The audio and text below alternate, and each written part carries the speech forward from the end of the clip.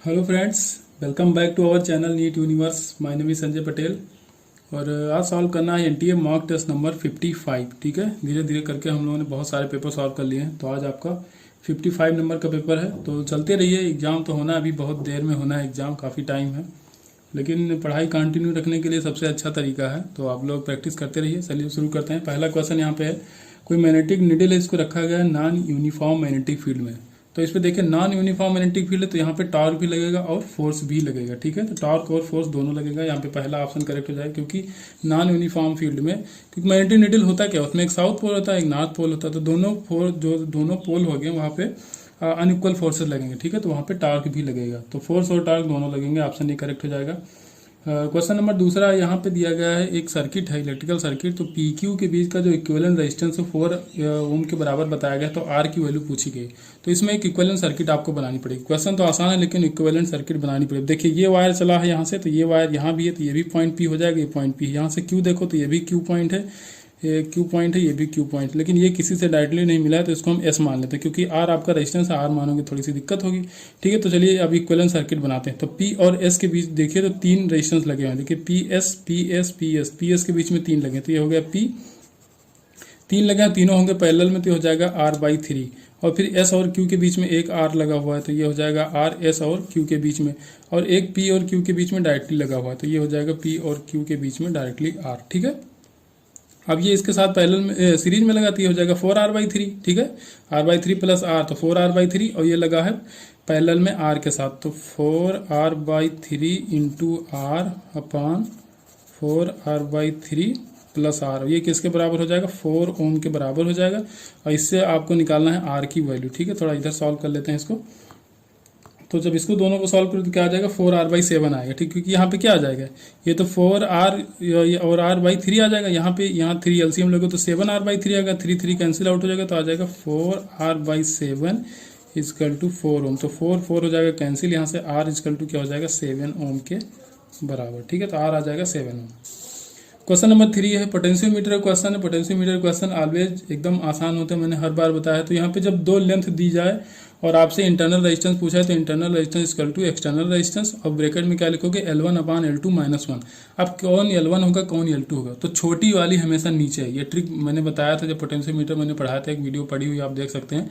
तो यहाँ पे छोटी वाली जो लेंथ है उसको नीचे रखो। जब भी 2 लेंथ दे, सीधे फार्मूला लगा दो। ठीक है, तो आर इजकल टू जो आपका कैपिटल आर दिया गया 5 ओम दिया गया है। तो देखिए 2 लेंथ यहाँ पे दिया गया है, एक 165 सेंटीमीटर, दूसरी वाली 150 सेंटीमीटर। तो फिर मैंने कहा जो अभी कि छोटी वाले को नीचे रखना, मतलब 165 वाले को ऊपर रखो, 150 वाले को नीचे रखो। आर इजकल टू आ जाएगा यहाँ पे 1/2 या 0.5 ओम के बराबर। ठीक है, 150 एलसीएम लोगे, यहाँ पे आ जाएगा 165 माइनस 150, ऊपर हो जाएगा 15, नीचे हो जाएगा 150। तो क्या आ जाएगा, यहाँ पे कितना आ जाएगा, 15/150। ठीक है, फिर इसको सॉल्व करोगे तो क्या आएगा, 1/2 आएगा, तो 0.5 आ जाएगा। क्वेश्चन नंबर 4 देखिए, एक LCR सर्किट दिया हुआ है, तो इसमें बस कैलकुलेशन है। ठीक है, यहाँ पे दिया गया आपको VR दिया गया है 400 वोल्ट, VL दिया गया है 700 वोल्ट, और E यहाँ पे दिया गया है 500√2 sin ωt। ठीक है, तो यहाँ से अगर E RMS निकालोगे क्या करोगे, ये E0 है, RMS करने के लिए क्या करना पड़ता है, √2 से डिवाइड करना पड़ता है। तो यहाँ पे E जो RMS हो जाएगा वो हो जाएगा आपका 500 के बराबर। तो जो E RMS होता है, यहाँ पे बस कैलकुलेशन है, E RMS होता है वो होता है √ऑफ यहाँ पे VR का स्क्वायर प्लस फिर यहाँ पे क्या होता है VL माइनस VC का स्क्वायर। ठीक है, तो यहाँ पे अगर स्क्वायर करो तो VR का स्क्वायर करना, VR आ जाएगा 500। ठीक है, तो 500 का स्क्वायर करोगे और यहाँ पे करोगे फिर VR का स्क्वायर 400 का square plus VL minus VC का स्क्वायर। ठीक है, तो यहाँ से VL और VC, तो VL आपको दिया गया, VC निकालना है। ठीक है, तो चलो देख लेते हैं। तो यहाँ पे VL minus VC equal to क्या हो जाएगा, 500 का स्क्वायर माइनस 400 का स्क्वायर का रूट, क्योंकि यहाँ से हमने स्क्वायर हटा दिया। ठीक है, अब यहाँ पे रूट है, तो यहाँ पे 100 का स्क्वायर इंटू 5, यहाँ पे 100 का स्क्वायर इंटू 4 कर सकते हो। तो 100 का स्क्वायर, ठीक है, उसको बाहर अगर निकालोगे तो क्या हो जाएगा, 100 निकल आएगा। ठीक है, तो बाहर आ जाएगा आपका 100, और इन साइड बचेगा 5 का स्क्वायर माइनस 4 का स्क्वायर, तो 25 माइनस 16 हो जाएगा। ठीक है, तो ये हो जाएगा 9 का रूट निकालोगे तो आ जाएगा 3, तो आ जाएगा 300 के बराबर। तो ये तो हो गया VL माइनस VC। आपको क्या चाहिए, वीसी चाहिए, तो वीसी इजकल टू वीसी इधर लाओ, इसको उधर लाओ, तो वीएल आपको कितना दिया हुआ, 700 दिया है, 700 माइनस 200 करोगे तो क्या आ जाएगा, 400 के बराबर आ जाएगा। तो जो आपका वीसी आ जाएगा वो 400, तो ये आ जाएगा आरएमएस। ठीक है, यहाँ पे वीसी एल और सी में थोड़ा डिफरेंस है, ये एल है ये सी है। ठीक है, तो यहाँ पे जो वीसी निकल गया है 400, तो ये तो आरएमएस वैल्यू आएगी, लेकिन आपसे पीक वैल्यू पूछा गया, तो पीक के लिए क्या करोगे, √2 से इसमें मल्टीप्लाई भी कराना पड़ेगा। तो ऑप्शन यहाँ पे करेक्ट हो जाएगा आपका डी, 400 √2 वोल्ट के बराबर। क्वेश्चन नंबर 5 है, ये भी आसान क्वेश्चन है। देखिए सोलेनॉइड है जिसका इंडक्टेंस दिया गया 50 मिली हेनरी, रेजिस्टेंस दिया गया 0.025 ओम। इसमें कहा गया अगर इसमें कोई बैटरी कनेक्ट किया जाए तो कितना टाइम लगेगा करंट को आधी होने में। ठीक है, आधी तो टी हाफ समझ लो पूछा गया है। ठीक है, समझ के लो टी हाफ ही पूछा गया है। तो अगर डीके करंट डीके जो होता है उसका इक्वेशन देखो तो आई इजकल टू आई नॉट ई की power minus T R by L होता है। ठीक है, तो यहाँ से आई को क्या करोगे, आई नॉट बाई 2 करोगे, तो ये टी जो है ये टी हाफ के बराबर हो जाएगा, तभी तो टी ये जो आई नॉट होगा आधे के बराबर होगा, तो ये आई नॉट कैंसिल हो जाएगा, 1/2 की power minus T R by L है। तो यहाँ पे माइनस है तो 2 को ऊपर ले जाओ तो 2 की पावर -1 हो जाएगा, माइनस माइनस कैंसिल आउट हो जाएगा, तो यहाँ पे हो जाएगा 2 ई की पावर टी, ये टी हाफ के बराबर है, आर बाई एल, यहाँ पे लोगे लाभ। ठीक है, तो यहाँ पे हो जाएगा ln2, यहाँ पे बेस ई है। ठीक है, तो यहाँ पे बेस ई होगा तो हो जाएगा टी आर बाई एल, यहाँ से आपको चाहिए टी, तो टी इजिकल टू हो जाएगा L बाई आर ln2 के बराबर। तो टी यहाँ टी हाफ है, मैंने पहले ही बता दिया क्योंकि करंट को आधी कर दिया मैंने। ठीक है, तो यहाँ पे L बाई आर, एल की वैल्यू है 50 मिली हेनरी, तो 50 इंटू 10 की पावर -3, आर की वैल्यू है 0.025, तो यहाँ पे कर सकते हो आप 25 इंटू 10 की पावर -3 इंटू ln2 की वैल्यू होती है 0.69, यहाँ से हो जाएगा कैंसिल, -3 25 2 जा 50, तो 2 इंटू इसको 7 मान सकते हो लगभग, तो 1.4 आना चाहिए लगभग। ठीक है, लेकिन यहाँ पे ऑप्शन आपको जो दिया गया 1.38 दिया गया, तो इसी को टिक करोगे आप, पहला ऑप्शन करेक्ट हो जाएगा। क्वेश्चन नंबर 6 है, इसमें कुछ नहीं करना, लीनियर चार्ज डेंसिटी दिया गया है। ठीक है, इसमें एक रिंग के फॉर्म में हाफ सर्कुलर रिंग है। ठीक है, तो आधे में क्या है, अपर जो हाफ है उसमें दिया गया है प्लस, जो चार्ज दिया गया डेंसिटी वो प्लस है और लोअर हाफ में माइनस है। तो इसमें आपको इलेक्ट्रिक फील्ड का डायरेक्शन बताएं। तो देखिए इस जो ये वाला क्वार्टर पार्ट है इसकी वजह से इलेक्ट्रिक फील्ड इस तरफ होगा। ठीक है, क्योंकि पॉजिटिव चार्ज से इलेक्ट्रिक फील्ड दूर भागता है और यहाँ पे नेगेटिव है तो इसकी तरफ आएगा, तो रिजल्टेंट होगा तो यही वाला रिजल्टेंट हो जाएगा ओ ए की तरफ। ठीक है, तो resultant electric field along the O C हो जाएगा। क्वेश्चन नंबर 7, इसमें भी कुछ नहीं, यहाँ पे एक पॉइंट चार्ज क्यू रखा हुआ है सेंटर पर, ये सर्कुलर पाथ है जिसका रेडियस स्मॉल आर कहा गया है और यहाँ पे 8 चार्जेस और रखे गए हैं। ठीक है, तो यहाँ पे बताना वर्क डन कितना होगा, इस चार्ज को हम इन्फानाइट पे ले जाएं, इस चार्ज को यहाँ से उठाएं यहाँ इन्फानाइट पे ले, तो इन्फानाइट पे जो पोटेंशियल एनर्जी होगा फाइनल पोटेंशियल एनर्जी हो जाएगा 0। तो वर्क डन क्या होता है, minus of change in potential energy, तो यहाँ पे क्या कर दो W equal to U initial minus U final. ठीक है, वैसे तो होना चाहिए फाइनल माइनस इनिशियल, लेकिन माइनस करना इसलिए क्या हो जाएगा इनिशियल माइनस यू फाइनल। तो अब इसका पोटेंशियल एनर्जी का फॉर्मूला आपको पता है K Q1 Q2 अपान R स्क्वायर होता है, बस वैल्यूज रखो इंटू 8 कर देना क्योंकि 8 चार्जेज हैं, तो K की वैल्यू 1/4πε0 हो जाएगा, Q1 और Q2 की वैल्यू सेम है तो Q का स्क्वायर हो जाएगा और R स्क्वायर हो जाएगा, तो ऑप्शन यहाँ पे बी करेक्ट हो जाएगा। क्वेश्चन नंबर 8, ठीक है, ये भी अच्छा क्वेश्चन है। एक EBCD एक यहाँ पे स्क्वायर लूप दिया गया है, इसमें करंट कैरिंग करा कि आई करंट कैरी करा है और यहाँ पे एक स्ट्रेट कंडक्टर है। ठीक है, XY, इसको बोल दिया XY स्ट्रेट कंडक्टर है, इसमें भी करंट ऊपर की तरफ फ्लो करेगी, आपको दिखाएगा, इसमें करंट की डायरेक्शन नहीं दिखाई गई। ठीक है, तो अब इसमें आपको बताना है कि फोर्स ऑफ अट्रैक्शन लगेगा कि रिपल्सन लगेगा कि कोई फोर्स नहीं लगेगा, तो दोनों चीज के लिए हम लोग देखते हैं क्योंकि यहाँ पे क्लॉकवाइज एंटी क्लॉकवाइज दोनों के लिए दिया गया। तो एक बार मान लो कि क्लॉकवाइज करंट फ्लो करे, तो अगर क्लॉकवाइज करंट जा रही है तो आपको पता है कि जब सेम डायरेक्शन में करंट होता है तो क्या होता है, फोर्स ऑफ अट्रैक्शन लगता है। ठीक है, अब यहाँ पे करंट इस तरफ जाएगी तो यहाँ इस तरफ जाएगी और इधर, तो ये दोनों हो जाएंगे इक्वल और अपोजिट, तो एक दूसरे पे जो फोर्स लगेगा उसको कैंसिल आउट कर देंगे, तो इससे तो कोई मतलब रहेगा नहीं। अब यहाँ पे देखो, तो इस वायर की वजह से जो मैग्नेटिक फील्ड की इंटेंसिटी होगी इन साइड होगा, यहाँ भी इन साइड होगा, लेकिन इंटेंसिटी यहाँ ज्यादा होगा क्योंकि V क्या होता है, इनवर्सली प्रोपोर्शनल टू R होता है, तो जहाँ मैग्नेटिक फील्ड की इंटेंसिटी ज्यादा वहाँ फोर्स भी ज्यादा, तो यहाँ पे होगा फोर्स ऑफ अट्रैक्शन, मतलब फोर्स ऑफ अट्रैक्शन ज्यादा होगा। अब इसकी और इसका देखा जाए तो यहाँ पे अपोजिट डायरेक्शन में करंट फ्लो हो रहे हैं, तो इसकी वजह से क्या होना चाहिए, रिपल्सन लगना चाहिए। तो ये अट्रैक्टिव फोर्स है, रिपल्सिव फोर्स है, लेकिन अट्रैक्टिव फोर्स ज्यादा होगा रिपल्सिव फोर्स से क्योंकि यहाँ पे नेट मैग्नेटिक फील्ड ज्यादा होगा। ठीक है, इस वायर की वजह से, तो यहाँ पे नेट अट्रैक्शन फोर्स लगेगा। तो पहला ऑप्शन तो गलत हो जाएगा, there is no net force, ये तो गलत है। बी ऑप्शन सही है इसमें, the loop will attract by the conductor only if the current in the loop flow clockwise current. ठीक है, अगर एंटी क्लॉकवाइज फ्लो कराएगा तो यहाँ पे लग जाएगा रिपल्सिव फोर्स, तो नेट रिपल्सिव फोर्स ज्यादा हो जाएगा। यहाँ से अट्रैक्टिव फोर्स लग रहे हैं तो अट्रैक्शन कम होगा, रिपल्सन ज्यादा हो तो नेट रिपल्सिव फोर्स लगेगा अगर एंटी क्लॉकवाइज करंट फ्लो कराएगा तो। ठीक है, तो बी ऑप्शन यहाँ पे करेक्ट हो जाएगा। क्वेश्चन नंबर 9 है, कोई साइक्लोट्रॉन है, इसमें एक ड्यूट्रॉन है जो एनर्जी गेन कर लेता है 40 मेगा इलेक्ट्रॉन वोल्ट की। तो प्रोटॉन को कहेगा कितनी एनर्जी गेन करेगा। तो इसमें क्या करना है आपको, रेडियस को दोनों बराबर करना है। अब आप सोचोगे रेडियस हम क्यों बराबर करते हैं, तो भाई साइक्लोट्रॉन में जो डीज होते हैं तो उनका रेडियस तो सेम रहेगा, उसमें आप इलेक्ट्रॉन फेंको, प्रोटॉन फेंको, ड्यूट्रॉन फेंको। इलेक्ट्रॉन का वैसे साइक्लोट्रॉन में यूज नहीं किया जाता है, ठीक है, साइक्लोट्रॉन में नेगेटिव चार्ज यूज नहीं किया जाता है, इलेक्ट्रॉन का मास भी बहुत कम होता है, इस वजह से इलेक्ट्रॉन यूज नहीं किया जाता है साइक्लोट्रॉन में। लेकिन यहाँ पे ड्यूट्रॉन और प्रोटॉन दिया गया है, तो आर की वैल्यू क्या होती है, आर इजकल टू होता है mb अपान क्यूबी। तो mb को हम लिख सकते हैं 2mk, के यहाँ पे काइनेटिक एनर्जी है, अपान mb अपान क्यूबी, हाँ q इंटू वी। तो देखिए चार्ज और ये मैग्नेटिक फील्ड तो सेम रहेगा, ठीक है। अब यहाँ पे मास पर डिपेंड करेगा, काइनेटिक एनर्जी और चार्ज पे, ठीक है। तो प्रोटॉन और ड्यूट्रॉन पे चार्ज भी सेम होता है, तो क्यू पे भी डिपेंड नहीं करेगा। तो आर जो होगा वो डायरेक्टली प्रोपोर्शनल हो जाएगा एम और के, ठीक है। तो यहाँ पे दोनों को बराबर करना है क्योंकि दोनों सेम रेडियस में जाएंगे। तो यहाँ पे आप लिख दो मास ऑफ ड्यूट्रॉन और kinetic energy of deuteron equal to हो जाएगा मास ऑफ प्रोटॉन और काइनेटिक एनर्जी ऑफ प्रोटॉन। तो मास ऑफ ड्यूट्रॉन क्या होता है, 2 मास ऑफ प्रोटॉन के बराबर होता है, और mass of kinetic energy deuteron दिया गया है 40 मेगा इलेक्ट्रॉन वोल्ट के बराबर। यहाँ पे हो जाएगा mass of proton into kinetic energy of proton. Kinetic energy of proton निकालना है, मास ऑफ प्रोटॉन कैंसिल आउट हो जाएंगे, यहाँ पे हो जाएगा 80 मेगा इलेक्ट्रॉन वोल्ट के बराबर, ठीक है। ये समझ में आया ना, रेडियस के बराबर किया गया।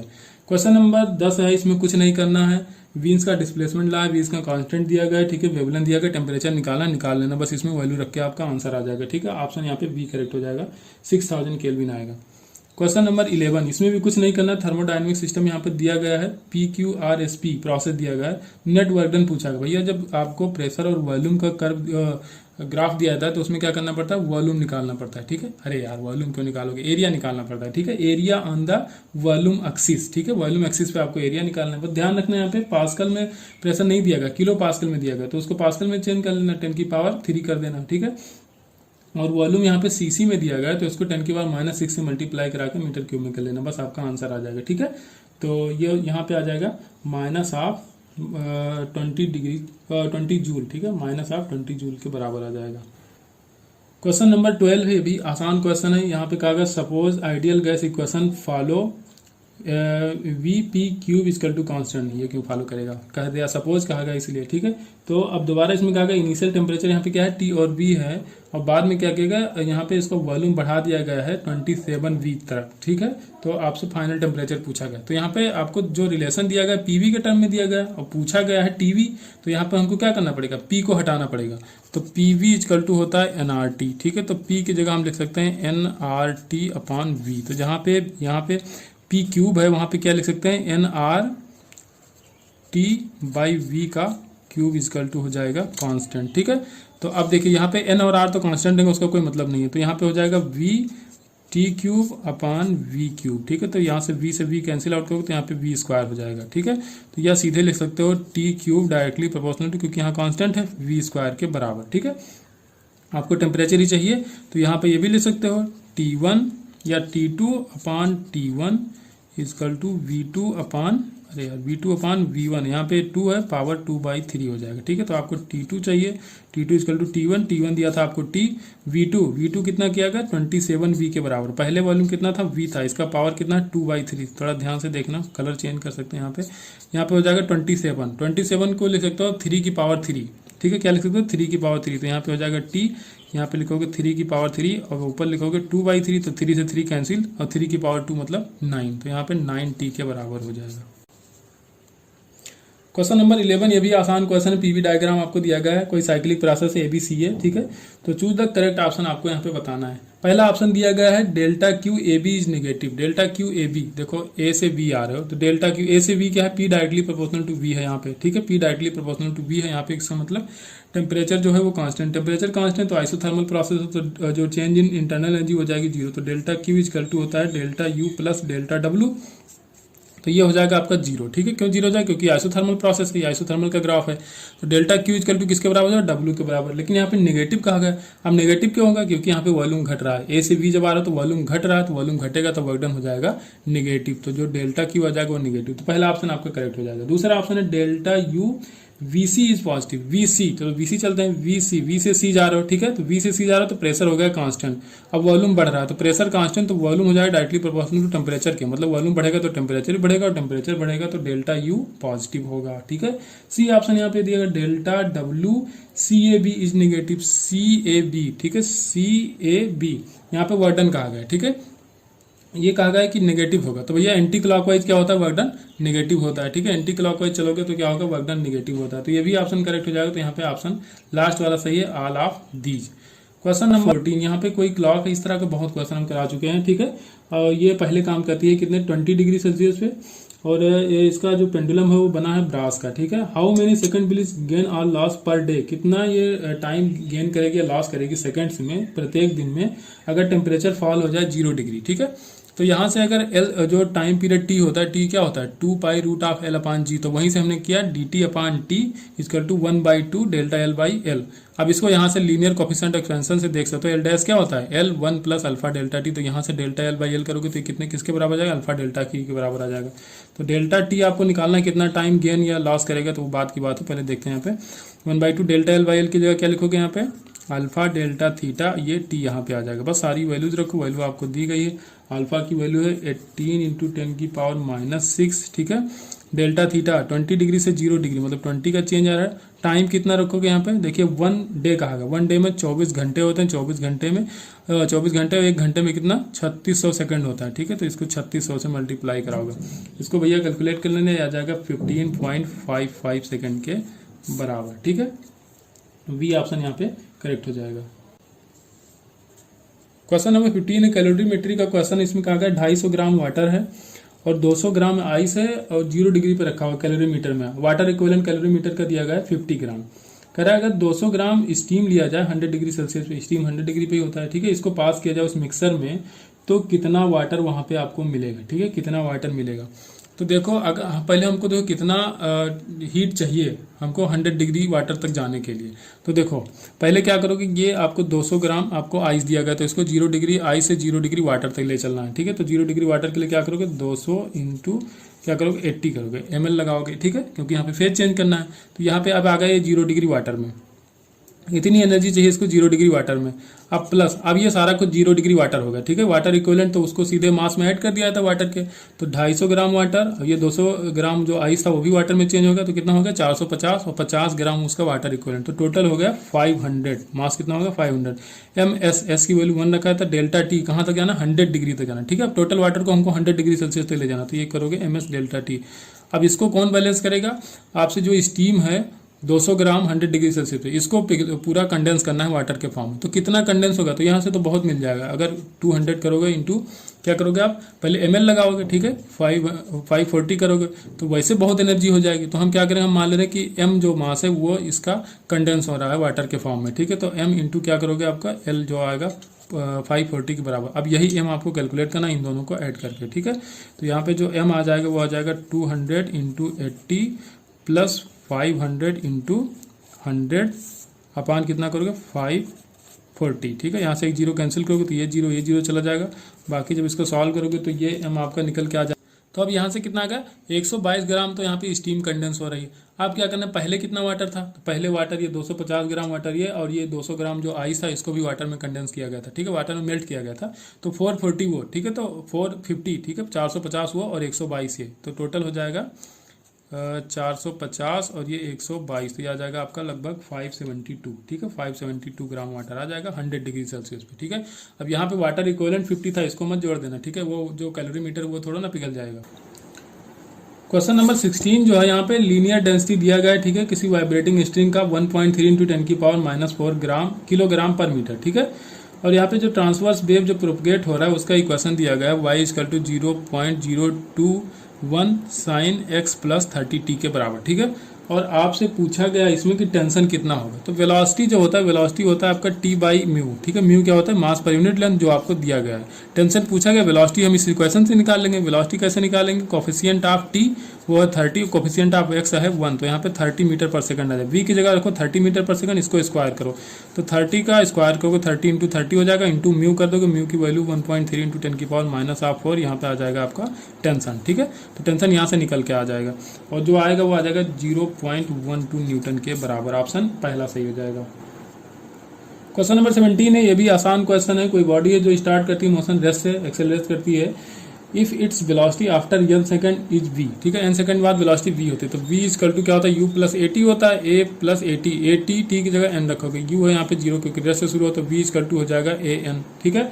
आपसे पूछा गया then its displacement in the last 2 second, last 2 second में n सेकंड का मोशन है और लास्ट 2 सेकंड में आपसे वेलोसिटी पूछी गई, वो डिस्प्लेसमेंट पूछा गया। तो हम क्या करेंगे, पहले निकाल लें, ठीक है, पहले n सेकंड का निकाल लें और माइनस कर दें n माइनस 2 सेकंड का, ठीक है। ये मान लो टोटल कितना है, n सेकंड है, तो ये हो जाएगा आपका n माइनस 2 सेकंड यहाँ, और ये टोटल हो जाएगा n सेकंड। तो पहले टोटल निकाल लें, फिर माइनस n माइनस 2 सेकंड का निकाल लें, तो ये आपका निकल के आ जाएगा, ठीक है। तो s इक्वल टू पहले क्या निकालेंगे, n सेकंड का, तो 1/2 a टी स्क्वायर, ठीक है, a टी स्क्वायर, टी की जगह रखोगे n स्क्वायर, ठीक है, और माइनस क्या करोगे 1/2 a और t की जगह क्या रखोगे n माइनस 2 करोगे, ठीक है। बस इसको ओपन कर लेना, 1/2 a n का स्क्वायर माइनस 1/2 a, इसको ओपन करोगे n square plus 4 minus 4n, ठीक है। इसमें सारा कुछ कैंसिल होना है, a n square 1/2 a n square minus 1/2 a into 4, देखिए यहाँ पे 4 है और ये माइनस माइनस हो जाएगा प्लस 1/2 a, यहाँ पे है 4n, ठीक है। 2 से 4 को कैंसिल करोगे तो 2an आ जाएगा, ठीक है। an स्क्वायर प्लस और माइनस कैंसिल आउट हो जाएगा, तो यहाँ पे क्या बचेगा, ये 2 से 4 कैंसिल तो 2a बचेगा, तो माइनस 2a है, यहाँ पे 2an है, यहाँ पे 2a है, तो 2an माइनस 2a, ठीक है। तो यहाँ पे 2a को ले सकते हो कॉमन, तो यहाँ पे हो जाएगा n माइनस 1 2a, a की जगह क्या लिख सकते हो, a की जगह लिख सकते हो v/n, बस यही आपका आंसर हो जाएगा, a की जगह v/n कर देना, आपका आंसर आ जाएगा। क्वेश्चन नंबर 18 है, ये भी आसान क्वेश्चन। कोई बॉल है जिसको प्रोजेक्ट किया गया है किसी हाइट से, ठीक है, 70 मीटर हाइट एक टावर है, तो वहाँ से 30 डिग्री पे इसको फेंका गया है, कितना टाइम लगेगा इसको नीचे आने में। तो एक तो तरीका, यहाँ से पहले यहाँ तक इसका टाइम ऑफ फ्लाइट निकालो, फिर यहाँ से फ्री फॉल की कंडीशन लगाओ, तो वहाँ से निकाल सकते हो। दूसरा तरीका डायरेक्ट इसको करो y इक्वल टू, लेकिन यहाँ पे माइनस करना पड़ेगा इसकी वेलोसिटी, माइनस वर्टिकल डायरेक्शन में जो वेलोसिटी हुई, तो क्या हो जाएगा, माइनस में v साइन थीटा होगा, जो horizontal velocity v cos theta होती है, तो माइनस v साइन थीटा, तो v 50 साइन थीटा साइन 30 की वैल्यू 1/2 हो जाएगी, plus half a T square, a की जगह क्या रखोगे, g रखोगे, टी स्क्वायर, t तो आपको निकालना है, तो यहाँ से निकल के आ जाएगा, क्वाड्रेटिक इक्वेशन बनेगी, ठीक है। ये हो जाएगा आपका 25, यहाँ हो जाएगा 5, ठीक है। यहाँ पे t भी रहता है ना, ut होता है ना, यहाँ पे t भी रहेगा, तो 25t, तो यहाँ पे क्या हो जाएगा 5t स्क्वायर माइनस 25t और माइनस हो जाएगा 70 इजिकल टू हो जाएगा 0, ठीक है। और थोड़ा सिंप्लीफाई करो, 5 हटाओ यहाँ से, तो यहाँ जाएगा 5t हो जाएगा, और यहाँ 14 5 70, यहाँ पे आ जाएगा 14, ठीक है। ये बनी क्वाड्रेटिक इक्वेशन, तो t की वैल्यू यहाँ से निकल के आ जाएगी 7 सेकंड के बराबर। ये क्वाड्रेटिक इक्वेशन सॉल्व कर लेना, ठीक है। यहाँ पे 7 सेकंड आएगा, t आएगा माइनस में, लेकिन टाइम माइनस में तो हो नहीं सकता, ठीक है, इसलिए प्लस लगाना, 7 सेकंड आएगा। क्वेश्चन नंबर 19 है, यहाँ पे पूछा गया कितना फोर्स लगाया जाए कि ये जो ऊपर वाला 2 kg का ब्लॉक है ए, वो बी के ऊपर स्लिप करना शुरू कर दे, ठीक है। बी का मास दिया गया 4 kg के बराबर। तो देखो अब ए को कितना फोर्स चाहिए स्लिप होने के लिए, अब ये पे फोर्स लगेगा, तो माना एक्सेलरेशन ए है, ठीक है, तो जो एम ए होना चाहिए वो ज़्यादा होना चाहिए किसके, जो यहाँ पे फ्रिक्शनल फोर्स लगेगा, जो लगेगा म्यू एम जी के बराबर। म्यू इसका दिया गया 0.2, एम है इसका 2 और जी है यहाँ पे 10, ठीक है। तो यहाँ पे आ जाएगा 4, तो जो एम की वैल्यू क्या है यहाँ पे 2 kg है, तो ए आना चाहिए 2 मीटर पर सेकंड स्क्वायर से ज़्यादा या इसके बराबर, ठीक है। ये जो एक्सेलरेशन आना चाहिए, अब एक्सेलरेशन किससे आएगा, फोर्स लगा रहे हो, तो एक्सेलरेशन क्या हो जाएगा, फोर्स माइनस क्या, यहाँ पे जो फ्रिक्शनल फोर्स लगेगा, यहाँ पे क्या लगेगा, म्यू एम जी, यहाँ भी लगेगा, म्यू की वैल्यू दिया 0.4, एम कितना रखोगे, दोनों ब्लॉक का, क्योंकि इस सरफेस पे दोनों ब्लॉक का मास लग रहा है, तो यहाँ पे 4 + 2 हो जाएगा 6, तो म्यू एम जी, जी की वैल्यू रखोगे 10 अपान टोटल मास है 6, तो यहाँ पे ए की वैल्यू कितना चाहिए आपको, 2 चलिए, मान लीजिए कि 2 चाहिए हमको, तो यहाँ पे कर लो 12, तो 12 माइनस एफ माइनस 4 6 इंटू जी, ये हो जाएगा आपका 4 6 जा 24 24 आ जाएगा 36 के बराबर आ जाएगा, तो एफ इक्वल टू आ जाएगा 36 न्यूटन। क्वेश्चन नंबर 20 है, कोई पैराबोलिक बाउल है यहाँ पे जिसका इक्वेशन दिया गया, ठीक है। शेप जो है वो y equal to x square upon 20 दिया गया, x और y यहाँ पे मीटर में, तो मैक्सिमम हाइट बताना है आपको जहाँ पे कोई मास रखा जा सकता है बिना स्लिप के, ठीक है। कोफिशिएंट ऑफ स्टैटिक फ्रिक्शन यहाँ पे दिया गया 0.5 के बराबर, ये इक्वेशन आपको दी गई, ठीक है। अगर इसका स्लोप निकालना हो तो क्या करोगे, dy/dx करोगे, तो dy/dx इक्वल टू यहाँ पे हो जाएगा 2x/20 या x/10, ठीक है। और जो स्लोप होता है वो tan थीटा के बराबर होता है, ठीक है। तो इसका स्लोप हम ये मान लें कि ये थीटा है, ठीक है। यहाँ से ये मास रखोगे, mg नीचे लगेगा, कंपोनेंट करोगे, ठीक है। तो ये थीटा है, तो यहाँ अगर इसको लाओ तो ये हो जाएगा 90, ये हो जाएगा 90 माइनस थीटा, तो ये हो जाएगा थीटा। तो इसके कंपोनेंट करोगे, ये हो जाएगा mg cos थीटा, हो जाएगा mg sin थीटा। यहाँ पे लगेगा नॉर्मल रिएक्शन r, ठीक है। ऊपर लगेगा फ्रिक्शनल फोर्स जो इसको ऊपर रोक के रखेगा, जो यहाँ से इसको स्लिप नहीं होने देगा। तो ये रखे, ये क्या लगेगा, म्यू आर के बराबर, ठीक है। तो बैलेंस कर लेते हैं। तो यहाँ पे म्यू आर किसके बराबर हो जाएगा, ठीक है। म्यू आर को कौन बराबर कर रहा है, mg sin थीटा। तो mg sin theta equal to हो जाएगा म्यू आर, ठीक है। और mg cos थीटा किसके बराबर, आर के बराबर है। mg cos थीटा हो जाएगा आपका आर के बराबर, दोनों को डिवाइड कर लो, R R cancel, mg cancel, sin theta upon cos theta हो जाएगा tan theta. tan theta equal to आ जाएगा म्यू, म्यू की वैल्यू दी गई है 0.5 या 1/2 ले सकते हो, 1/2। और tan थीटा की आपकी पहले वैल्यू निकाली x/10, ठीक है, x/10। तो यहाँ से x की वैल्यू आ जाएगी 5 के बराबर, ठीक है। आपको चाहिए y, हाइट ही तो चाहिए, y क्या होता है, y एक्सिस पे हाइट होगा इसका। तो y इक्वल टू x की वैल्यू 5 आ गई, रख दो। तो 5 का स्क्वायर करोगे आ जाएगा 25/20, 1.25 आ जाएगा, ठीक है। ऑप्शन बी करेक्ट हो जाएगा। Question number 21, which of the following statement is true for the collision. देखिए कोलिजन में अब देखना 4 ऑप्शन दिया गया इसमें। Momentum is conserved in elastic collision but not in elastic. देखिए मोमेंटम जो होता है इन इलास्टिक और इलास्टिक दोनों में कंजर्व होता है। वी ऑप्शन, पहले ऑप्शन गलत हो जाएगा। B option, total kinetic energy is conserve in elastic collision but momentum is not. भैया मोमेंटम मैंने पहले कह दिया दोनों में कंजर्व होता है, तो ये भी गलत हो जाएगा। C option, total kinetic energy is not conserve in elastic collision. भैया एकदम सही है, जो इन इलास्टिक कोलिजन होता है उसमें टोटल काइनेटिक एनर्जी कंजर्व नहीं रहती है, मोमेंटम कंजर्व रहता है, ठीक है। इन इलास्टिक कोलिजन का जो क्वेश्चन आता है इसीलिए हम उसको मोमेंटम से स्टार्ट ही करते हैं, ठीक है। जो लीनियर मोमेंटम होता है उसको कंजर्व करके स्टार्ट किया जाता है। तो ये ऑप्शन एकदम परफेक्टली करेक्ट है, ठीक है। सी जो D option, total kinetic energy and momentum both are conserve in all type, भैया ये भी गलत है, ठीक है। ऑल टाइप में कहाँ कंजर्व हो जाएगा। क्वेश्चन नंबर 22, जो यहाँ पे फिगर आपको दिख रहा है, all the surface are smooth, सभी सर्फेस यहाँ पे स्मूथ है, 2 मास रखे गए हैं, ठीक है। Allowed to move then the centre of mass of the system move, ठीक है। सेंटर ऑफ मास कहाँ मूव करेगा, तो देखिए ये ब्लॉक ऊपर होगा, ठीक है। तो इसका मास, सेंटर ऑफ मास इसके सेंटर पे रहा होगा। और ये जो आपका ट्रायंगुलर शेप दिख रहा है इसका भी सेंटर ऑफ मास कहीं है। जब ये नीचे आएगा तो इसका सेंटर ऑफ मास नीचे शिफ्ट होगा, तो टोटल सेंटर ऑफ मास जो होगा वो भी नीचे की तरफ ही शिफ्ट होगा, ठीक है। तो जो सेंटर ऑफ मास होगा जब ये ब्लॉक नीचे की तरफ आएगा, ठीक है, तो कहाँ शिफ्ट होगा, नीचे की तरफ शिफ्ट होगा। तो डाउनवर्ड हो जाएगा, बी ऑप्शन यहाँ पे करेक्ट हो जाएगा। क्वेश्चन नंबर 23, ये भी अच्छा क्वेश्चन है। कोई चाइल्ड है जो किसी ट्रॉली में खड़ा हुआ है, ठीक है, और वो ट्रॉली मूव कर रही है स्पीड v से, ठीक है, स्मूथ हॉरिजॉन्टल ट्रैक पे। कह रहा है if the child start running towards other and, ठीक है, ट्रॉली के एक एंड से दूसरे एंड पे दौड़ना शुरू करता है स्पीड u से, the centre of mass of this system trolley plus child will move with the speed. अरे भैया देखिए सेंटर ऑफ मास जो था, तो जिस वेलोसिटी से पहले मूव कर रहा था v से, उसी वेलोसिटी से मूव करेगा, क्योंकि चाइल्ड जो ट्रॉली में मूव कर रहा है, ठीक है, तो उसका रेफरेंस वही है। इसका मतलब कोई एक्सटर्नल फोर्स नहीं लग रहा है, और जो इनर्शियल फोर्स है ना, तो उसकी वजह से वहाँ पे सेंटर ऑफ मास की वेलोसिटी में कोई चेंज नहीं आएगा, ठीक है। तो वही स्पीड रहेगा जो पहले से था। इसका मतलब डी ऑप्शन यहाँ पे करेक्ट हो जाएगा, वी। क्वेश्चन नंबर 24 है। कोई मॉलिक्यूल है, ठीक है, मास उसका m है, मूव करता है वेलोसिटी v से, elastically impinging on the wall at angle alpha, ठीक है। ये अल्फा एंगल यहाँ पे दिया गया है, तो अल्फा एंगल पर जाएगा तो इसकी जो ये कंपोनेंट होगा वेलोसिटी का क्या होगा, mb साइन अल्फा हो जाएगा, ये हो जाएगा आपका कॉस अल्फा, ठीक है। तो कॉस अल्फा तो दोनों का कट जाएगा, ये हो जाएगा कॉस अल्फा, इधर हो जाएगा कॉस अल्फा, तो ये दोनों कैंसिल आउट हो जाएंगे। जो mb साइन अल्फा होगा उससे मोमेंटम, जो चेंज इन मोमेंटम आएगा उसी से आएगा। तो इंपल्स है, तो इंपल्स क्या होता है, चेंज इन मोमेंटम होता है। तो final velocity minus initial velocity, तो mb sine alpha minus of mb sine alpha, तो -2 mb साइन अल्फा हो जाएगा चेंज इन मोमेंटम, और चेंज इन मोमेंटम ही होता है इंपल्स, ठीक है। बी ऑप्शन करेक्ट हो जाएगा। क्वेश्चन नंबर 25 फिर से आसान क्वेश्चन है। कोई वर्टिकल सिलेंडर है जिसका रेडियस r है, हाइट दिया गया है h, ठीक है। तो आपसे पूछा गया है कि ये जब यहाँ से v वेलोसिटी इसको हॉरिजॉन्टल वेलोसिटी दी जाती है, तो कितने टाइम बाद, नहीं कितने रिवोल्यूशन ये करेगा इसके अंदर जब ये बाहर निकलेगा तब तक, ठीक है। यहाँ पे जब से बाहर नहीं निकलेगा कितना रिवोल्यूशन ये कंप्लीट कर लेगा। तो आप देखो कि इसका एक बार पिच निकाल लो, तो पिच कौन इसका डिसाइड करेगा, जो इसकी वर्टिकल वेलोसिटी होगी, ठीक है। तो हॉरिजॉन्टल वेलोसिटी तो आपने दिया, वर्टिकल वेलोसिटी तो कोई आपने दिया नहीं है। तो टोटल डिस्टेंस को कवर करना है h, तो h इक्वल टू हो जाएगा हाफ gt स्क्वायर, इसमें g तो लगेगा क्योंकि वर्टिकल रखा है, तो gt स्क्वायर करोगे तो t की वैल्यू जो आ जाएगी वो जाएगा √2h/g। इतना टाइम इसको अंदर बिताना है, ठीक है, यहाँ तक बाहर निकलने में।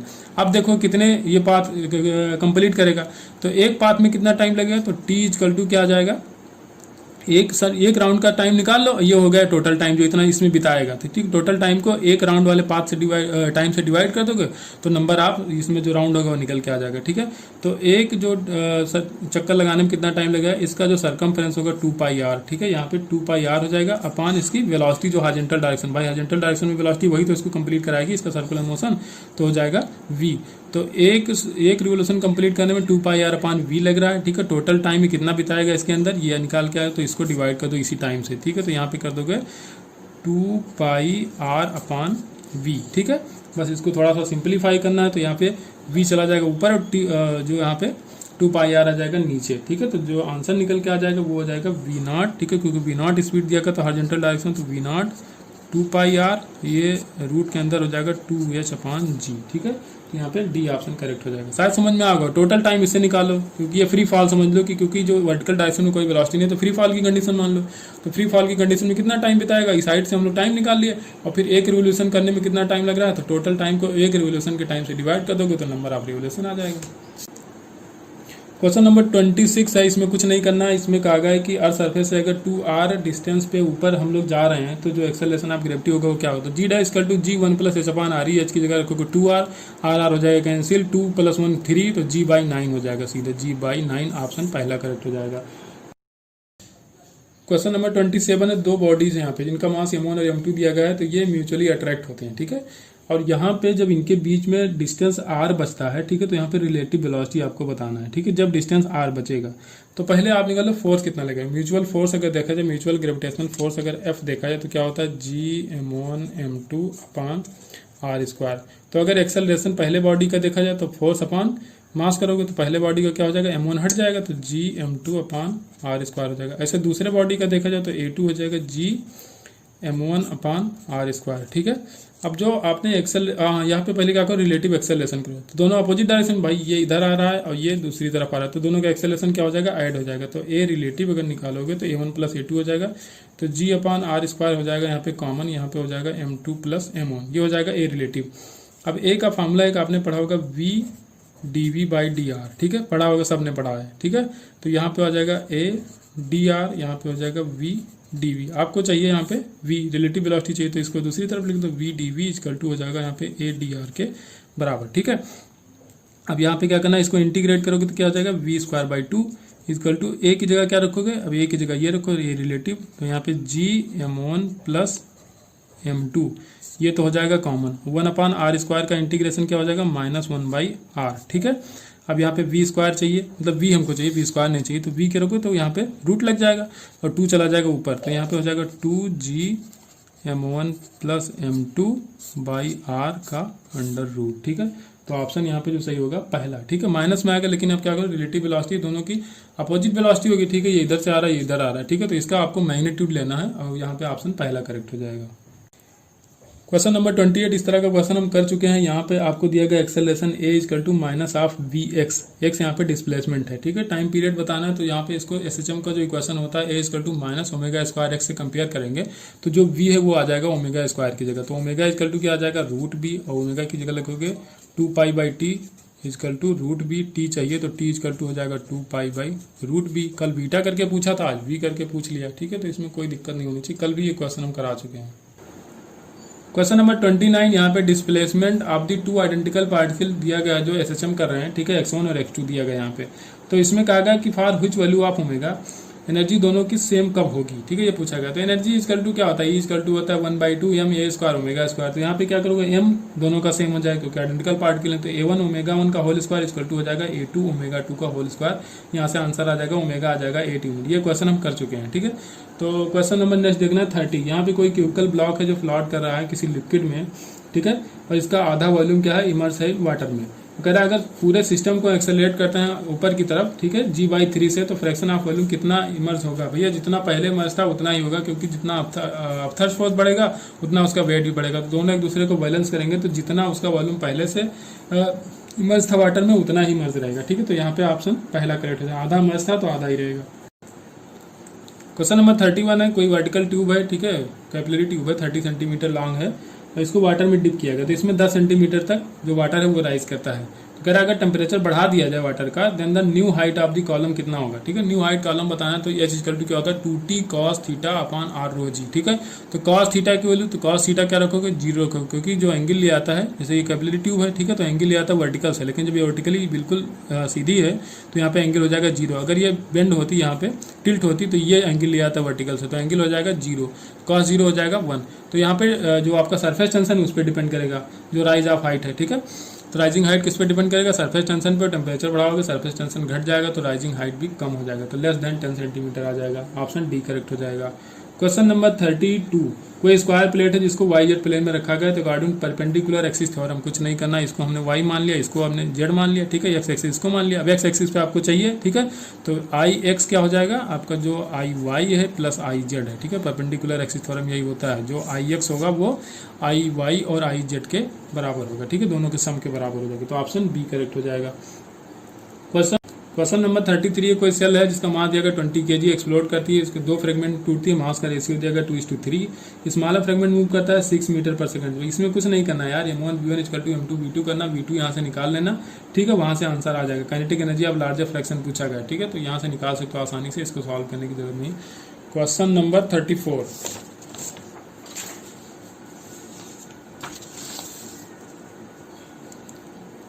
क्वेश्चन नंबर 34, ये क्वेश्चन लास्ट पेपर में हमने किया था। कोई इलेक्ट्रॉन है हाइड्रोजन एटम का, ठीक है, ट्रांजिशन करता है n=3 से n=1 में, तो require of momentum of the hydrogen atom आपसे कहा जाए। भैया देखिए हाइड्रोजन एटम मान लो, यहाँ से जब क्या होगा, जब इलेक्ट्रॉन कहाँ से हायर लेवल से लोअर लेवल में आएगा तो क्या होगा, एनर्जी रिलीज होगा, तो कोई फोटान निकलेगा, तो उस फोटान के जो मोमेंटम होगा वो जो हाइड्रोजन एटम का मोमेंटम होगा, दोनों का मोमेंटम सेम होगा। ठीक है, क्योंकि वहाँ पे कोई एक्सटर्नल फोर्स नहीं लग रहा है। तो क्या करेंगे हम, पहले निकाल लेंगे कि एनर्जी कितनी होगी, रिक्वायर्ड एनर्जी वो कितनी होगी 13.6, 1/n1 का स्क्वायर माइनस n2 का स्क्वायर किया तो मैंने आ गया 9। ठीक है, तो एनर्जी यहाँ से कैलकुलेट जब करोगे तो आ जाएगा 12.09। अब आगे एनर्जी, अब फोटान की जो वेवलेंथ होती है क्या होती है, P=E/c, तो एनर्जी आएगी यहाँ पे इलेक्ट्रॉन वोल्ट में, तो इसको कर लेना आप, जो इलेक्ट्रॉन की वैल्यू होती है 1.6 × 10⁻⁻19, उससे मल्टीप्लाई करा के फिर c से डिवाइड कर देना, आपका आंसर आ जाएगा। ठीक है, ये क्वेश्चन कर चुके हैं, एग्जैक्ट क्वेश्चन आया था। ठीक है, पहला ऑप्शन यहाँ पे करेक्ट है। क्वेश्चन नंबर 35, व्हेन ये electron revolve around the nucleus then the ratio of magnetic moment to the angular momentum. ठीक है, चलो इसको सॉल्व कर लेते हैं। तो जो यहाँ पे मैग्नेटिक मोमेंट होता है म्यू, किसके बराबर होता है, आई × a के बराबर होता है। आई को क्या लिख सकते हो, चार्ज अपान क्या होता है, टाइम। हाँ, चार्ज अपान टाइम, तो चार्ज हो जाएगा ई, इलेक्ट्रॉन पर चार्ज कितना होता है, ई होता है। टाइम कैसे निकालोगे, टाइम हम निकाल लेंगे, जैसे कोई ये सर्कुलर पाथ ऐसे मूव कर रहा है तो 2πr इसका सर्कमफेरेंस हो जाएगा, तो 2πr डिस्टेंस अपान वेलोसिटी कर दो, क्या आ जाएगा, टाइम आ जाएगा। तो ये आ गया टाइम, तो ये आ गया चार्ज अपान टाइम, ये हो जाएगी करंट। ठीक है, इनटू जो एरिया हो जाएगा इसका, वो क्या हो जाएगा πr²। यहाँ पे जो देखो कैंसिल हो रहा है, कैंसिल कर दो, पाई से पाई कैंसिल आउट हो जाएगा, r² से r कैंसिल करोगे तो v चला जाएगा ऊपर, तो यहाँ पे हो जाएगा EV/2। ठीक है, जो यहाँ पे मैग्नेटिक मोमेंट आया। ठीक है, अब इसमें और क्या कहा, when electron revolve around the nucleus the ratio of magnetic moment to the angular momentum. Angular momentum L= क्या होता है, mvr होता है। ठीक है, mvr होता है, तो L= mvr, और यहाँ पे किसके बराबर आया, ये म्यू के बराबर आया है, तो μ क्या आया, EV/2। ठीक है, तो VR की जगह पे हम क्या लिख सकते हैं, VR की जगह लिख सकते हैं 2μ/e, तो VR, तो यहाँ पे m ऐसे रहने दो, VR की जगह लिख देंगे 2 को इधर लाओ तो 2μ/e। ठीक है, अपान e हो जाएगा। तो आपको रेशियो किसका चाहिए, magnetic moment to angular momentum. Magnetic moment मतलब μ/L चाहिए, तो e ऊपर जाएगा और 2m नीचे चला आएगा, तो μ/L आ जाएगा E/2m के बराबर। ठीक है, ये e है, E/2m आ जाएगा, पहला ऑप्शन करेक्ट है। क्वेश्चन नंबर 36, फिर से आसान क्वेश्चन, कोई रेडियो एक्टिव सैंपल है। ठीक है, एनी इंस्टेंट ये डिसइंटीग्रेट होता है। ठीक है, इसका रेट दिया गया है 5000 dpm, आफ्टर 5 मिनट इसका रेट है 1250 dpm। ठीक है, देन द डीके कांस्टेंट। ठीक है, डीके कांस्टेंट आपको निकालना, तो पहले हम हाफ लाइफ निकाल लें, उससे भी डीके कांस्टेंट निकाल लेंगे। ठीक है, तो हाफ लाइफ क्या होता है, टोटल टाइम अपान जो हाफ लाइफ होता है, नंबर ऑफ हाफ लाइफ होता है ना, इक्वेशन होती है n=n0 1/2। ये अब क्या करो, t/t हाफ करा जाता है। ठीक है, तो यहाँ पे लाओगे 1/4 आ जाएगा, तो 1/2 की पावर 2 करोगे, 1/2 की पावर 5, और यहाँ पे आ जाएगा t हाफ। t हाफ यहाँ से आ जाएगा आपका, t हाफ आ जाएगा 5/2 मतलब 2.5। ठीक है, 2.5 मिनट आएगा। हाँ, मिनट में ही दिया गया तो मिनट में आएगा, तो t हाफ जो आ जाएगा मिनट में आ जाएगा। ठीक है, अब टाइम कांस्टेंट आपको चाहिए, तो λ क्या हो जाएगा, ln2/t हाफ के बराबर। ln2 की वैल्यू थी 0.69 और t हाफ की वैल्यू है 2.5। बस इसको सॉल्व कर लो। ठीक है, तो लेकिन अब यहाँ पे जो ln2 की वैल्यू रखी नहीं गई, सीधे ln2 ऑप्शन में दे दिया गया, तो उसको आप रख सकते हो, तो 1/2.5 की वैल्यू आ जाएगी 0.4, तो यह आ जाएगा 0.4 और ln2 ऐसे ही दे दिया गया, ठीक है। तो लैम्डा इक्वल टू 0.4 ln2 आ जाएगा। क्वेश्चन नंबर 37, ये मिसप्रिंट लग रहा है, कोई मेटेलिक सरफेस है, ठीक है, उसका थ्रेशोल्ड वेवलेंथ दिया गया 4 लैम्डा के बराबर, इस पर लाइट डाली जा रही लैम्डा की, तब स्टॉपिंग पोटेंशियल V कहा गया। अब फिर कह रहा है when the same surface is illuminated by the light of wavelength 2 lambda, फिर से 2 लैम्डा की वेवलेंथ डाली जा रही है, ठीक है। तो स्टॉपिंग पोटेंशियल V/3 है। तो थ्रेशोल्ड वेवलेंथ आपसे पूछा गया और आंसर दिया गया है V/2, 2V, V/3, ठीक है। और जबकि V/3 दिया गया है थ्रेशोल्ड, ठीक है, जो स्टॉपिंग पोटेंशियल है वो दिया गया है, ठीक है, दूसरी बार के लिए, और उसके बाद यहाँ V/3 निकाल के दे रहा है, ठीक है। तो ये गलत है, अगर वेवलेंथ पूछा गया तो वेवलेंथ के फॉर्म में आंसर आना चाहिए, तो ये मिसप्रिंट है क्वेश्चन में, ठीक है। तो क्वेश्चन नंबर 38 देखते हैं। If an electron and proton propagate, भैया सेम यहाँ पे क्या होना चाहिए इनका, तो वेवलेंथ सेम है तो यहाँ पे मोमेंटम सेम होना चाहिए, क्योंकि पार्टिकल नेचर है तो लैम्डा इक्वल टू H/P होता है, तो अगर लैम्डा सेम हो तो P भी सेम होगा, तो मोमेंटम दोनों का सेम होगा, बी ऑप्शन करेक्ट हो जाएगा। Question number 39, for a given logic gate, यहाँ पे दिया गया नैंड गेट, तो नैंड गेट का जो बूलियन एक्सप्रेशन होता है क्या होता है, A.B का नॉट होता है, ठीक है, A.B का नॉट होता है। तो यहाँ पे ऑप्शन में रख के आपको चेक करना पड़ेगा चारों ऑप्शन में, तो यहाँ पे C ऑप्शन आपका मैच करेगा, ठीक है। ऑप्शन में रख के आप चेक कराना, A.B करना, जो भी आएगा उसका नॉट जो आएगा वो C होगा, ठीक है। तो इस तरह कोई मैच करे वो हो जाएगा C ऑप्शन, ठीक है। क्वेश्चन नंबर 40, इफ इन ये ट्रांजिस्टर में क्या होता है, तो भैया देखिए इमीटर जो होता है वो हाईली डोप्ड होता है, ठीक है। उसके बाद उससे कम होता है कलेक्टर की डोपिंग, और सबसे कम होती है यहाँ पे बेस की डोपिंग। तो डोपिंग का अगर ऑर्डर देखा है तो सबसे ज्यादा बेस जो सबसे ज्यादा डोपिंग होती है इमीटर की, उससे कम कलेक्टर की, और सबसे कम होती है बेस की। तो पहला ऑप्शन यहाँ पे करेक्ट हो जाएगा। ये क्वेश्चन लगभग यार सारे पेपर में दे रहा है, पता नहीं क्यों। क्वेश्चन नंबर 41 देखना है, कोई ट्रांजिस्टर यूज हो रहा है एम्पलीफायर की तरह, ठीक है, कॉमन बेस का क्वेश्चन है ये। लोड रेजिस्टेंस दिया गया 5 किलो ओम, करंट गेन दे दिया गया 0.98, ठीक है। इनपुट रेजिस्टेंस दिया गया 70 ओम, ठीक है। Voltage gain and power gain, तो वोल्टेज गेन इक्वल टू क्या कर सकते हो, करंट गेन इंटू रेजिस्टेंस, ठीक है। तो रेजिस्टेंस में यूज किया था आउटपुट रेजिस्टेंस अपॉन इनपुट, ठीक है। जो लोड रेजिस्टेंस होता है अपॉन इनपुट रेजिस्टेंस, रेजिस्टेंस की जगह इतना यूज किया था, ये मैं करा चुका हूँ, ठीक है। अब करंट गेन आपको कह दिया गया 0.98, ठीक है। तो इसको रखोगे 0.98 इंटू क्या कर दोगे, लोड रेजिस्टेंस कितना है, लोड रेजिस्टेंस आपका दिया 5 किलो ओम था, तो 5 × 10⁻³ कर दो, यहाँ पे कर दो आप 70, ठीक है। 70 ओम दिया गया है इनपुट रेजिस्टेंस, बस इसका वैल्यू निकाल लेना, ठीक है। ये वोल्टेज गेन आ जाएगा 70 वोल्ट का, ठीक है। अब आपको चाहिए पावर गेन, तो पावर इक्वल टू क्या होता है I²R, I² की जगह करंट गेन का स्क्वायर कर दो, और R की जगह फिर से वही R0/R, इसको सॉल्व करोगे तो आ जाएगा 68.6। एज इट इज क्वेश्चन हम करा चुके हैं, ठीक है, रिपीटेड क्वेश्चन। क्वेश्चन नंबर 42, इसमें भी कुछ नहीं करना है भाई, बात हम कर चुके हैं कि जो आसान क्वेश्चन उसको आप लोग सॉल्व करिए, मत सोचना छोड़ के मैं भाग रहा हूँ, टाइम बचाने के चक्कर में सब हो रहा है, ठीक है। कोई क्राउन ग्लास है जिसका रिफ्लेक्टिंग एंगल 6 डिग्री दिया गया है, ठीक है, ये यूज किया जा रहा है for the deviation without dispersion, ठीक है। डेविएशन विदाउट डिस्पर्सन में यूज किया जा रहा है विद द फ्लिंट ग्लास, ठीक है। क्राउन ग्लास किसके साथ यूज हो रहा है, फ्लिंट ग्लास के साथ यूज हो रहा है। उसका एंगल ऑफ फ्रिंज कहा गया कि अल्फा है, ठीक है। अब बाकी आपको दिया गया क्राउन ग्लास का μr और μb दोनों दिया गया, ठीक है। फ्लिंट ग्लास का भी दिया गया है μr और μb, ठीक है। तो आपसे अल्फा की वैल्यू पूछी, तो कुछ नहीं करना है, μv1 minus μr1 into alpha one equal to क्या करोगे, μv2 minus μr2 into alpha. आपको ये वाला अल्फा निकालना, ये दिया गया है 6, ठीक है। तो इसको 6 रखो, बाकी μv1 माइनस μr1 दिया गया है 1.513, और माइनस क्या करो 1.523, ठीक है। और यहाँ पे क्या रखोगे 1.645 माइनस आप 1.665, ठीक है। आपका आंसर जो निकलेगा अल्फा इक्वल टू आ जाएगा 3 डिग्री के बराबर, ठीक है। क्वेश्चन नंबर 43, फिर से आसान क्वेश्चन है, 2015 में पूछा गया क्वेश्चन है। कोई बीम ऑफ लाइट है जिसमें 3 कलर है, रेड, ग्रीन और ब्लू कलर है, ठीक है। Refractive index of the material of the prism for the red, green and blue colour के लिए अलग अलग दिया गया 1.39, 1.43 and 1.47 respectively the prism bill, ठीक है। अब आपको देखना, देखिए यहाँ पे ये 45 डिग्री प्रिज्म को दिखाया गया, तो यहाँ से जो लाइट पड़ेगी तो इसका जो एंगल ऑफ इंसिडेंस होगा वो कितना होना चाहिए, 45 डिग्री होगा। ये कितना होगा 45 डिग्री, ठीक है। तो 45 के लिए अब म्यू की वैल्यू निकालो, तो म्यू इक्वल टू क्या आ जाएगा 1/sin θc होता है, ठीक है, क्रिटिकल एंगल। इसकी वैल्यू रख लो कि 45, माना कि क्रिटिकल एंगल 45, तो ये म्यू की वैल्यू आ जाएगी 1.414, ठीक है। ये आ गया आपका म्यू।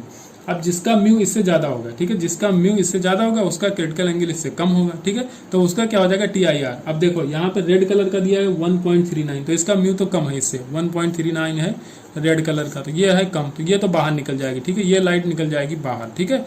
अब बाकी जो 2 कलर दिए गए आपको ग्रीन एंड ब्लू, तो उनका एक का दिया गया 1.43 और दूसरे का है 1.47, तो जो दोनों इनसे ज्यादा है 1.414 से ज्यादा है, तो उसका हो जाएगा TIR।